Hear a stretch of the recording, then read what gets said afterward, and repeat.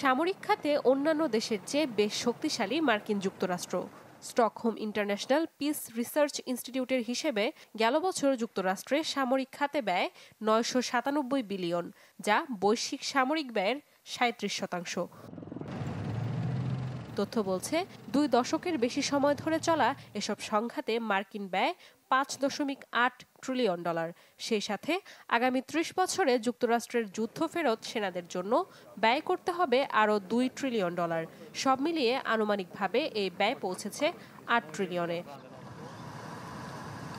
এছাড়াও ইসরায়েলকে ১ দশকব্যাপী সমঝোতা স্মারকের আওতায় ২০১৬ সাল থেকে প্রতি বছর $৩.৮ বিলিয়ন সামরিক সহায়তা দিচ্ছে যুক্তরাষ্ট্র, যে অর্থের বেশিরভাগই বরাদ্দ হয়েছে বিদেশি সামরিক সহায়তা হিসেবে।